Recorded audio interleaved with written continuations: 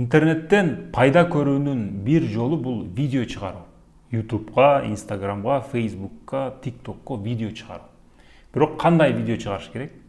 Сөзсүз түрдө эле пранк кылып атышат, шутка кылып атышат, же жылаңач болуп бийлеп атышат. Ошолор көп көрүлүп атпайбы? Ошол көп көрүлүп атат, демек мен дагы ошондой видео чыгарышым керек деп ойлонбогула. Силер ал жактан барбагыла. Силер биринчи очередь өзүңөрдү карагыла. Силерге бул жашоодо эмне кызык? Эмнеге өтө кызыгасыңар? Жан дилиңерден эмнеге кызыгасыңар? Мисалы, сүрөт тартканды жакшы көргөн адам, мисалы, бош убагында сүрөт тартат. Сүрөт тартып атып, убакыттын кандай өткөнүн билбей калат. Ошондой эле силердин дагы ошондой бир кызыккан тармагыңар бар болсо, ошол тармактан киришиңер керек. Аны кандай кылыш керек? Мен ал тармакта видео кыла турганчалык билбейм ал тармакты дешиңер мүмкүн. Эч кандай анын коркунучтуу жагы жок. Ошол тармакты үйрөнөсүңөр. Ошол тармак жөнүндө бир жаңы нерселерди интернеттен чукуп үйрөнгүлө дагы, ошол үйрөнгөн сайын силер дагы үйрөткүлө. Коркпогула, үйрөткүлө. Мен бүгүн мындай ушул тармакта мындай нерсени үйрөндүм. Ошону менен силер менен бөлүшүп коеюн дедим. Эч ким силерге сен эмне үчүн эмне умничать этип атасың, же дагы бир нерселерди силерге эч ким айтпайт. Андай адамдар аз. Андай адамдар бир 500 адамдан, бир миллион адамдан бир 100 адам чыгышы мүмкүн. Аларга көңүл бурбай эле коюшуңар керек. Көбүнчө адамдар жакшы болот, көбүнчө силерге поддержка берет. Силер муну эмне үчүн кылышыңар керек? Бул жерден кантип силер пайда көрсөңөр болот? Бул жерде мындай узун мөөнөттүү өтө сонун пайда турат. Силер башка адамдарга караганда тартынбай чыккандыгыңар үчүн интернетке чыгып өзүңөрдү мындай сахнага чыгуу да, азыр интернетке чыгуу деген сахнага чыгуу. Сахнага чыгып өзүңөрдү көрсөтүп, чын дилден адамдарга ушундай контент жасаганыңар үчүн анда ошол тармакта кызыккан адамдар силерге жазылып баштайт. Аз-аздан силердин тегерегиңерде подписчик көрүп баштайт. Азыркы учурдун ушул күчү, влияниясы же рычаг бул подписчик. Подписчиктер көбөйгөн сайын силердин күчүңөр көбөйүп баштайт. Силердин влияниеңер көбөйүп, силер таанылып баштайсыңар дагы, силердин күчүңөргө күч кошулат. Ал кантип акчага айланат? Башта силер мен жасап атам, 1 ай өттү, 2 ай өттү, же жарым жыл өттү, акча келбей атат дебешиңер керек. Ага карабай эле, силер муну итак эле мындай сүйүү менен кылып атканыңар үчүн ага көп көңүл бурбай эле жасай беришиңер керек. Бош убагыңарда видео чыгара беришиңер керек. Узун мөөнөттө силер ошол тармакта таанылган, билинген адам болуп каласыңар дагы. Ошол тармакта мындай элестеткиле, могул жерде бир дуал бар. Бул жакта адамдар бар, өтө көп адамдар жашайт.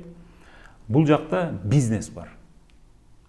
Бизнес бир товарларды бул элге сатыш керек.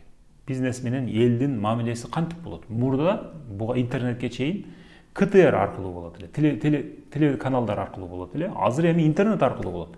Интернет аркылуу да кантип болот? Алар Facebook'тан страница ачып койсо эле элдин баары аларды билип калбайт да, бир строй компания болсун же бир башка бир бизнес. Ал көбүрөөк адамга жеткиси келет дагы. Ортодо ошол мындай таанылып, билинип калган, интернетке чыккан, могул адамдар сыйлаган, анан көргөн адамдар болуп калат да, ортомчу болуп калат. Силер дагы ошол ортомчу болосуңар. Белгилүү бир тармактын ортомчусу силер болуп каласыңар. Бизнес менен элдин ортосундагы адам силер болуп каласыңар.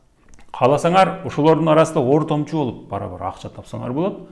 Кааласаңар, ортомчу болбой эле ошол силерге подписчик болуп атпайбы? Ошол тармакта силерди көрүп аткан, билип аткан адамдарга силер өзүңөр бизнес кылып баштайсыңар. Силер ошолорго өзүңөр түз эле бир нерселерди сатасыңар, нерселерди сунуштайсыңар. Алар силерди көргөн, силерди сыйлаган, силерге ишенген бир адам болгонуңар үчүн силерден ошол товарды сатып алуусу оңой болот. Адамдар бир нерсени алып атканда ишенген, билген адамдардан алганга аракет этет. Бир кызматты же бир нерсени сатып алганда билинбеген бир адамга караганда билинген адамдан көбүрөөк алышат. Ошондо силер көп подписчик топтодуңар, таанылдыңар, элдин ишенимине кирдиңер, анан же ортомчу болуп бизнес кыласыңар. Силерге рекламага келет да, бирөөлөр компаниялар, ушул адамдарга мен өзүмдүн товарымды көрсөткүм келип атат дегендер келет, силердин каналыңар аркылуу реклама кыласыңар. Же өзүңөр эле ошол силердин подписчигиңер, силердин тегерегиңерде топтолгон адамдарды өтө жакшы тааныганыңар үчүн ошолорго карап, ошолордун муктаждыктарына карап бир нерселерди мүмкүн Кытайга заказ кылып, жасатып сатасыңар. Бул эгер ушунун баштапкы баягы подписчиктер топтолуп алганга чейинки убагын чыдасаңар, ошого чейин акча таппайсыңар, ага чейин эч кандай жөн эле иштейсиңер. ошол убакытка чыдап подписчиктерди көбөйтүп алгандан кийин бул силерди мүмкүн өмүр бою силерди багат, силердин үй бүлөңөрдү багат, силер мүмкүн мындан ары бирөөлөргө иштештин кереги жок болуп калат.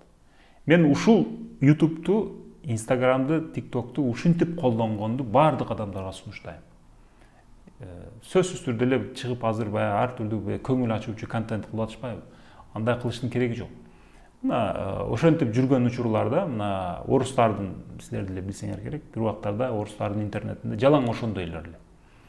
Бирөөлөр баягы пранк кылат, бирөөлөр чыгып дагы бир көңүл ачуучу эле бир нерселерди кылат эле. Анан Юрий Дудь деген бирөө чыкты. Ал 1 саат, 2 саат бою бир адам менен жөн эле отуруп интервью кылат. Экөө сүйлөшүп эле отурат да. Суроолорду сурайт, ал жооп берет. Бул берки көңүл ачуучу контенттин жанында өтө скучный болуш керек эле да. Бирок андай болгон жок. Юрий Дудь бул жумушту өзү журналист болгондугу үчүн ушул жумушту өтө мындай орусча айтканда с любовью кылгандыгы үчүн, өтө аракет кылып, жакшылап жасагандыгы үчүн адамдар азыр көрүп баштады. Берки мурда ошол көңүл ачуучу контент кылгандар Юрий Дудьтун көлөкөсүндө эле калып калды. Себеби бул серьезный контент болгондугу үчүн. Мен мүмкүн болушунча ушундай серьезный, жакшы, маанилүү, адамдарга пайдалуу контенттер жасооңарды сунуштайм. Мисалы, тарых боюнча, тарыхка кызыксаңар, тарыхтагы эң кызыктуу учурларды изилдеп, ошол жөнүндө мисалы элге айтып бергиле. Экинчи дүйнөлүк согуш эмнеден келип чыкты? Советтер биримдиги эмне үчүн кулады? Же баланча жылдагы кризис эмнеден келип чыкты? Наполеон кандай адам эле, Гитлер кандай адам эле, Сталин кандай адам эле, же биздин өзүбүздүн тарыхыбыздан. Кыскасы, элге кызыктуу болгон темаларда үйрөнөсүңөр. Аны оңой эле үйрөнүп алсаңар, кааласаңар мына чат GPT'ге эле сурасаңар, ал сонун кылып силерге резюме кылып ошол жөнүндө жазып берип атат.